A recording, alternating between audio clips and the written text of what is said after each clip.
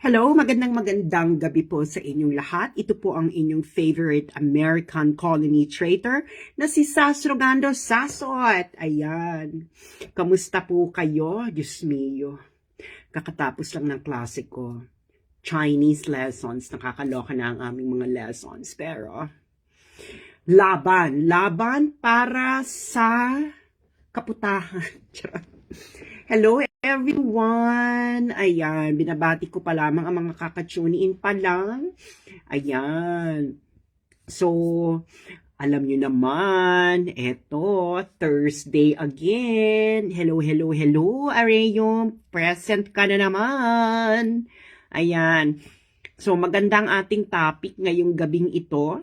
Ang pamagat po nito ay International Cooperation explained ng isang tambay sa kanto, Rational China Policy. Ayan.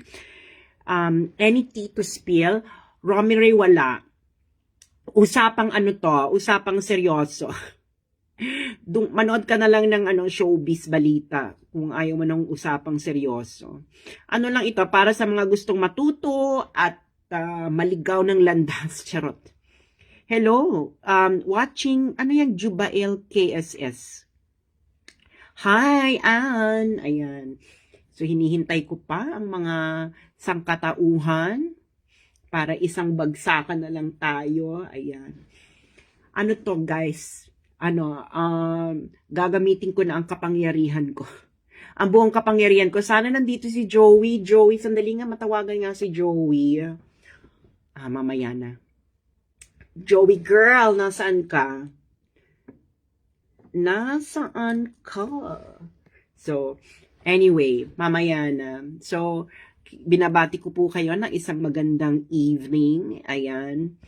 Ang ating pag-uusapan ngayon ay para magkaroon po kayo ng idea sa buhay-buhay tungkol po sa negotiation. Okay? Alright, so, hello sa mga nasa Davao City. Ito po ay Free International Relations Lesson. Okay. Ano ito? Mga ano bang pang-year ito sa International Relations Curriculum? Third year. Final year. Pang-final year ito ng IR. Third year sa Netherlands. So, kung meron ditong, kung may IR dyan sa Pilipinas, pang fourth year. Or pang master's level na itong pagdi-discuss natin. Anong sabi ni Mr. Me? Anong YouTube po? YouTube ng ano? YouTube ng ano? So, yung mga gustong i-repost at i-YouTube ang aking mga live, you can do so freely. Hello sa mga nasa Ormoc City. Hello. Ayan. Sabi ni Romire, ayan. I want to know this kind of negotiation.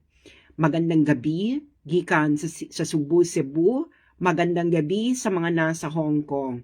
Ayan. Para guys, alam ninyo ang mga basic, hindi naman basic, no? Marami kasing mga konsepto na binabato-bato sa inyo na mali-mali naman ang mga pinagsasabi ng mga tao nagbabato-bato sa inyo. Ngayon, ipapaliwanag ko ang masalimuot na usapin ng international negotiations sa pamamagitan ng utak ng tambay sa kanto. Hindi po ako expert, isa po akong tambay sa kanto. Okay. So, hello Jennifer, watching from Paris. At ma-apply, actually, itong i-discuss natin ngayong gabi ay ma-apply nyo rin sa inyong pang-araw-araw na buhay. Okay? Pang-araw-araw na buhay. At ano lang naman ito, sisimplihan natin ang komplikado gamit ang salita ng isang tambay sa kanto. Magandang gabi sa mga nasa Tokyo.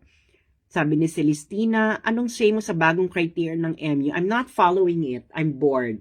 Anyway. Hello sa mga nasa Virginia, USA.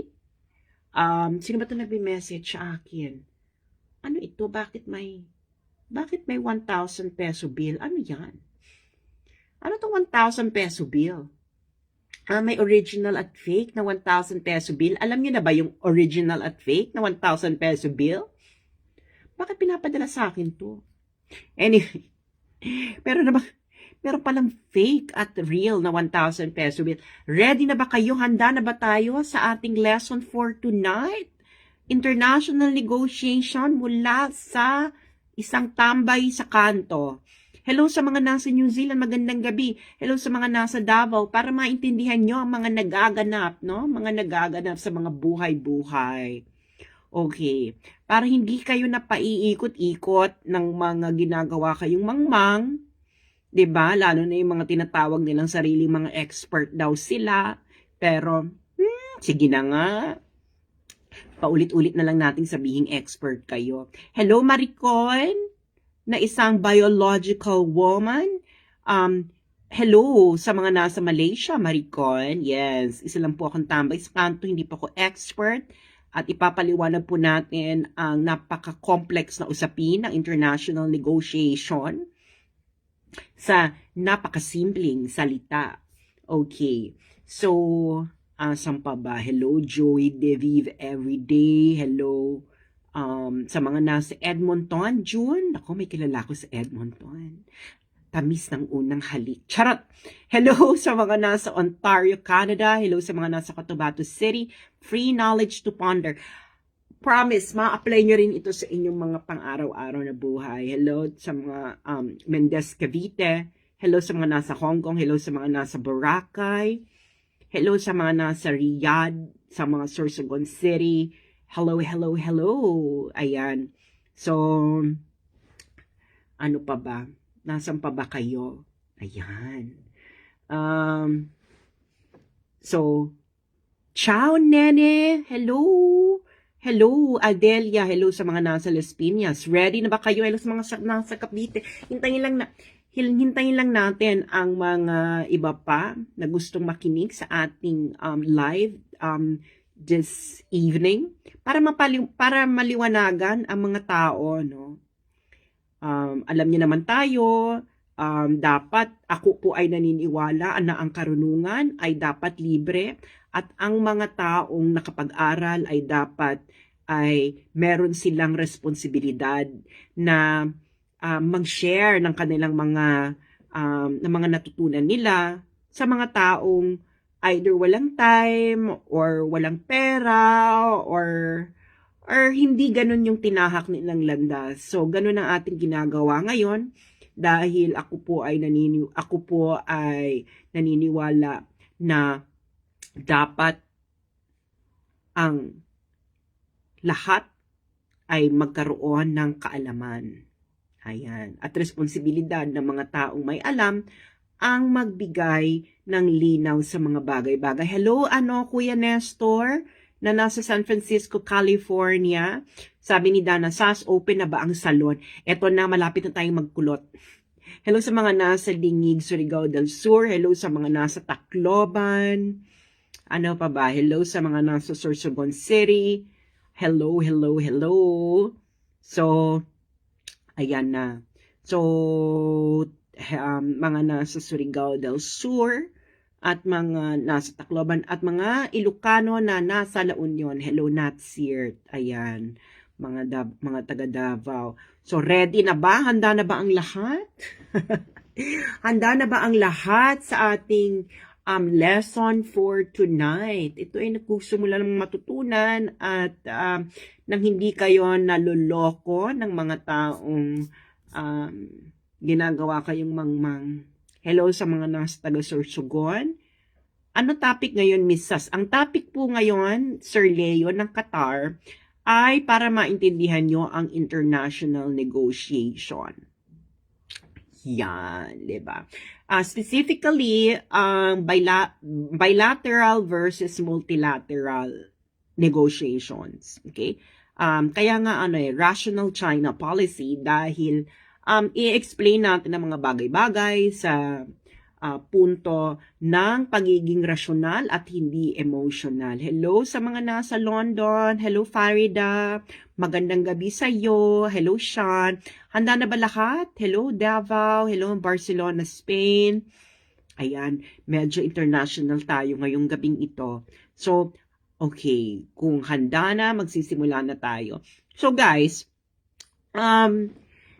huwag kayong maniniwala, no, sa mga tao nagsasabi na ang mga conflict sa international relations ay hindi nagtatapos sa negotiation.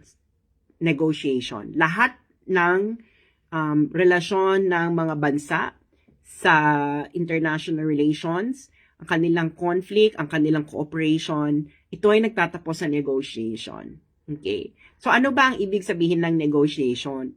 Okay. Negotiation is finding a common ground. Okay. So, meron ako ditong gagamit tayo ng blackboard. Okay. Gagamit tayo ng blackboard. So, whiteboard pala, whiteboard. So, ito, so yung negotiation, halimbawa ito si party A, di ba? Si party A, saka si party B, meron silang conflict, di ba? Meron silang conflict. Ngayon, ano bang kailangan nilang gawin para magkasundo sila? Kailangan nilang mag-negotiate. Okay? Magne-negotiate sila. Ito, sabihin natin. Negotiation. Magne-negotiate sila. So, negotiation, okay? Ano bang punto ng negotiation? Okay? Ang punto ng negotiation, guys, is, halimbawa, is for you to be better off than what you were before. Anong ibig sabihin yan? So, kung ang before na situation mo, okay, kung ang before na situation mo ay, sabihin natin, 2, diba? So, everything above 2,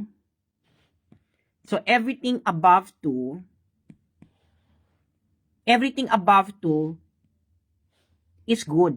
Okay? Ganyan ang konsepto ng negotiation, no? So, makikipag-negotiate ka kasi you would be better off. Okay? Than what you, kung ano yung dati ka. So, halimbawa, kung dadaanin natin to sa ganda, halimbawa, ang ganda mo ngayon ay 3. Siyempre, gusto mong umangat yung ganda mo from 3, di ba? Okay. So, siyempre, kung ikaw, di ba, ang ideal mo ay 10, di ba? Ang ideal mo na ganda ay 10. Okay? Ang ideal na ganda mo ay 10. Hindi mo ma-achieve yung 10. Kasi nga ideal eh. So, magsisettle ka ng less than 10, pero more than 2. Naintindihan nyo? Okay, ulitin natin ha. So, halimbawa, ang situation mo is 2. Okay? 2 ang situation mo. Ang gusto mong ma-achieve ay 10. Okay? Yan ang gusto mong ma-achieve. Ito ka ngayon. Okay? So sabihin natin, ang present situation mo ay 2. Okay? Ang gusto mong ma-achieve, ang gusto mo ng future, ang gusto mong future, 10. Okay? So, present 2, gusto mo future 10. Okay? Ngayon, ano yung konsepto ng negotiation? Ang konsepto ng negotiation is, kailangan maka-achieve ka na more than 2. Okay? More than 2. More than 2. Okay? Ibig sabihin itong 2, ito na yung ine-enjoy mo ha. Ito na yung ine-enjoy mo. So, ngayon, gusto mo maging more than 2 ka.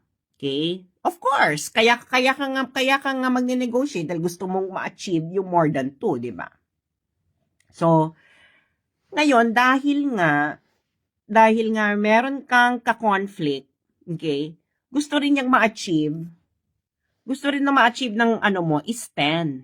Okay? Gusto rin niya ma-achieve ang 10, pero hindi nga niya ma-achieve yung 10 kasi pag na-achieve niya yung 10, ibig sabihin, kailangan mawala ka sa eksena, no?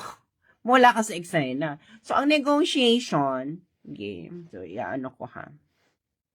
So, ang negotiation, guys, okay, so, yes. So, ito ka, A, ito yung isa, okay. So, ang ideal mo ay 10, Okay? Siyempre, ang ideal din niya ay 10. Okay? Ngayon, hindi nyo nga ma-achieve yung ideal nyo nga kasi magkasalungat nga kayo, no? So, ngayon, ang gagawin nyo is, ang negotiation ay kailangan nandito sa eksenang ito. So, yan ang tinatawag na ZOPA. Okay. ZOPA. Ano ibig sabihin ng ZOPA? Zone of Possible Agreement. So, pwede yung 10, pwede yung anything below 10. Okay? Pero syempre, ikaw, meron kang walk-off point. Okay? So, meron kang walk-off point. Ito yung walk-off point mo. Ito yung walk-off point ng isa. So, bakit ka mag-walk off? Okay? Bakit ka mag-walk off sa negotiation? Bakit ka mag-walk off sa negotiation? Mag-walk off ka sa negotiation. Okay? Aalis ka sa negotiation. Hindi ka makikipag-negotiate. Okay? Hindi ka makikipag-negotiate kasi, okay? Kasi, you think na makakakuha ka ng mas malaki dito, okay? Without negotiating. Okay? Without negotiating. Okay? So, parang, dead man na ako dito kasi kung yan lang naman na makukuha ko sa negotiation, wag na ako makipag-negotiate kasi meron akong bat na, no? Mas malakas yung bat na ko. Ibig sabihin ng bat na is best alternative to negotiated agreement. Okay? So, ganun din yung kalaban mo, no? Meron din siyang bat na. Okay? Ibig sabihin, itong resulta ng negotiation na to is, hindi ako satisfied dyan. So, mag-walk out ako kasi nga makakakuha ko ng mas bongga dito through other means, no? Basic sa akin tinatawag na best alternative to negotiated agreement. Are you following, guys? Are you following? Are you following? Okay. Okay. So, ngayon, itong sa situation sa China, meron silang tinatawag, no? Ayaw nila ng bilateral kasi daw, mas malakas na yung China sa atin. So, kailangan magsama tayo ng iba. So, gawin daw multilateral. So, bilateral, dalawa lang kayo, China and the Philippines. Pag multilateral, marami kayo, more than 2. So trilateral. Trilateral, 3. So, pag 4, multilateral. Pero sabihin na natin, 3 and above is multilateral. Okay, multilateral. So, bilateral, dalawa lang kayo. Multilateral is 3 and above. Okay. So, huwag na natin pakomplikaduhin na isama pa natin yung trilateral. Okay. Pero ipapakita ko sa inyo kung bakit mas makakabuti sa'yo na bilateral. Okay. Ito, pakipakita ko sa'yo, ha? So, ganito kasi ang bilateral muna tayo. Ayan. So, sa ano muna tayo? Bilateral. Ayan. So, bilateral muna tayo. So, ito. China and Philippines. Okay. So, China and Philippines, direkta sila. Kasi nga bilateral eh. Okay. Bilateral. Ang sinasabi nila is, mas maraming makukuha yung China kaysa sa Philippines sa bilateral negotiation kasi nga mas powerful yung China. That's just what asymmetric power, no? Hindi pantay na kapangyarihan would bring you. Pero the thing is, halimbawa, ang Philippines ngayon ang na-enjoy niya ay 2. Sabihin natin ang na-enjoy ng China ay 4. Okay? Siyempre, gusto mo itong i-move, no? I-move at least doon sa current level ng China. Okay. So ngayon, dalawa lang sila nag-uusap dyan, ha? Dalawa lang sila nag-uusap. So, ngayon, dahil dalawa lang sila nag-uusap, ang interest, okay? Tignan natin. Interest yung interest nila ang nag-i-interact lang. Okay? Yung interest lang nila nag-i-interact lang. Kasi dalawa lang sila nag-uusap eh. Okay? So, mas yung zone of ano nito, possible agreement, mas malawak kasi dalawa lang sila eh. Nagigets ninyo? Dalawa lang sila. Okay.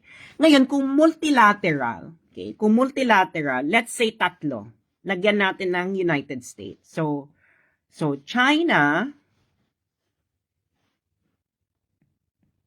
US, Philippines. Okay. Ngayon, ang idea kasi nila ng ganyan, lagyan pa natin ng Japan. Okay. Lagyan pa natin ng Japan. Ano pa? Pag gusto nyo, Australia.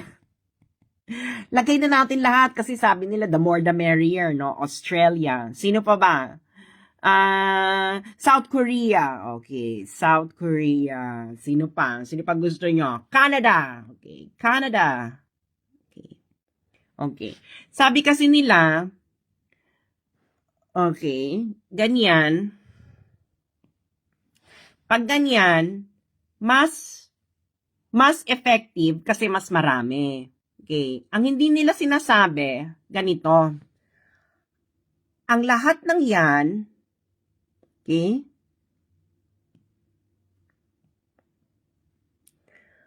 ang lahat ng yan, okay, ang lahat ng kasama ng Pilipinas dyan, ay meron silang sariling interest. So, interest 1, interest 2, interest 3, interest 4, interest 5, interest 6. Okay. Okay. Ngayon, etong mga ito, okay, itong mga kasama mo, okay, meron din silang interest sa'yo. Okay? So, ang Japan, merong interest sa Philippines. Ang Philippines may interest with Japan. Ang US, may interest sa Philippines. Ang Philippines, may interest sa US. Ang Japan, may interest sa Australia. Ayan. Okay? So, and of course, so on and so forth, no?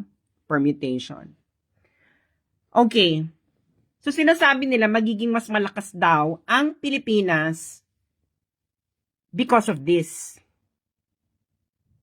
So, pupwede ka lang, okay, pupwede ka lang maging mas malakas because of this kung ikaw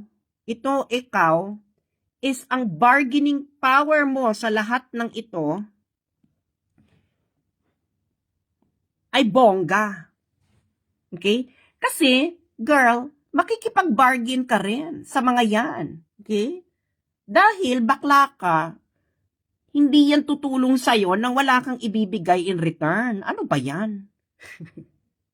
Ganun yun, girl. Okay? Ngayon meron din sila, halimbawa itong US, China, Philippines. Yan pa lang ha, yan pa lang tayo. US, Philippines, China. Ang US, meron niyang interest with China, meron niyang interest with the Philippines. Ang China may interest sa Philippines. Ngayon itong US, kung makukuha niya yung kanyang interest, okay, by sacrificing Philippine interest, it will do it. Gets ninyo? So, they will do it. Okay? Ngayon, bakit mahirap ito? Okay? Bakit mas mahirap ito? Mas hindi mo makukuha lalo yung gusto mo dyan. Okay? Kasi, meron tinatawag tayong collective action problem.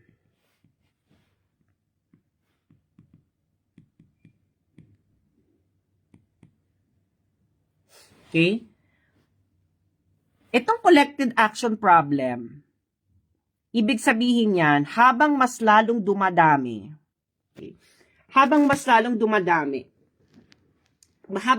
mas dumadami, is nagiging mas mahirap ang mag-cooperate. Bakit mas humihirap ang mag-cooperate? Kasi nga, ang dami ninyo na iba't ibang interest. Okay? At yung common interest nyo, okay, mas lalo siyang nagiging mas mahirap hanapin kung mas marami kayong involved. Gets nyo na. Okay? I-relate nyo yan sa pang-araw-araw ninyong buhay. Anong mas mahirap? Yung iisa lang ang housemate mo or 5 ang housemate mo? Gets nyo na. Malamang mas mahirap yung 5 yung housemate mo. Dahil 5 yung pakikisamahan mo. Tapos yung 5 yon, meron pa silang mga dynamics sa isa't isa. So, mas mamimili ka ngayon. Isa lang ang housemate or 5 ang housemate? Okay. Nagets nyo na. Okay. So, ngayon, itong collective action problem, kahit ito, may collective action problem. Okay? Kasi yan ang characteristic ng cooperation. No? Basta meron kang ka-cooperate, merong collective action problem yan. Pero mas lumalala ang collective action problem pag mas marami na kayo. Okay? Kasi nga, iba-ibang interest na yung gusto. Okay? At ikaw dito, ikaw Philippines, imbis na ang kabargain mo lang ay China, makikipag-bargain ka rin sa iba. Nagigets yun na. Okay? Ngayon sila, yung interest mo ay secondary lang sa interest nila with China. Dahil meron silang mas malaking interest sa interest mo. Hindi nabubuhay ang Australia for you. Hindi nabubuhay ang US for the Philippines. Ang Japan hindi siya nabubuhay for the Philippines. Ang South Korea hindi siya nabubuhay for the Philippines. Ang Canada hindi nabubuhay for the Philippines. Girl, pag sila, okay, pag ito, nakuha niya yung gusto niya without including you, iuhulog ka na niya, girl. Gets nyo na. Oh. Mas mahirap ang mas marami. Ganyan din sa housemates. The more na meron kang housemates, na mas mahirap i-manage ang bahay ninyo. Alam nyo yan. 'Di ba? Kumpara sa dadalawa lang kayo. Nagets nyo na. Nagets nyo na kung bakit matalino ang foreign policy ni Duterte. Nagets nyo na. Ngayon, kasi nga, itong mga kasama mo dyan, okay, yung interest mo, girl, secondary lang yan sa interest nila. Okay? Secondary lang yan sa interest nila. Yung interest mo. Kaya kanya sinama dahil gusto niya ng pamato. Gusto niya ng pamusta. Okay? Yun ang role mo dyan. Dahil wala ka namang, mahina naman yung bargaining power mo doon sa iba eh. Ano ba sa tingin mo? Itong mga bansang ito ay sinasamahan ka dahil gusto kang kantahan ng Kumbaya, My Lord? Siyempre, may gusto rin sila na makuha sa'yo. So ngayon, dahil may gusto silang makuha sa'yo, anong nangyayari sa'yo? Mag-give ka na dun sa marami, sa iba't iba, mag-give ka pa sa China. So, nangyayari sa'yo? Mas makakabuti ba yun sa'yo?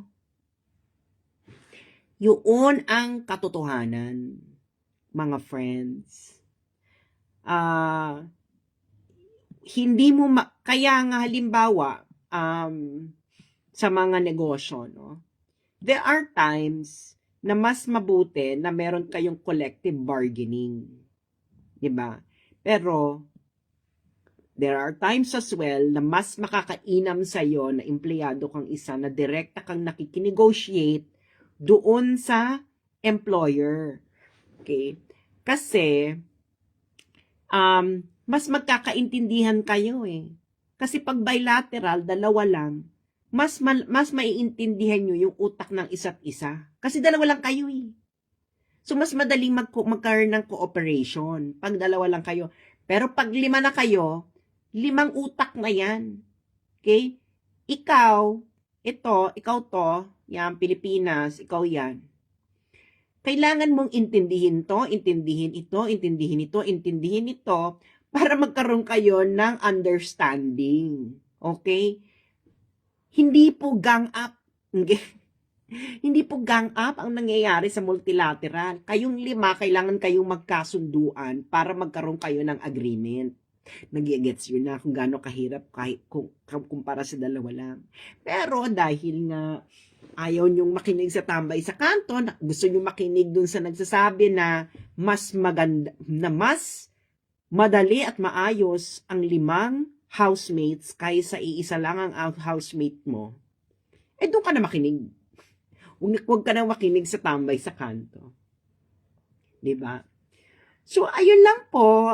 Maraming salamat at sana ay may napulot kayong araw ngayong gabing ito. Thank you.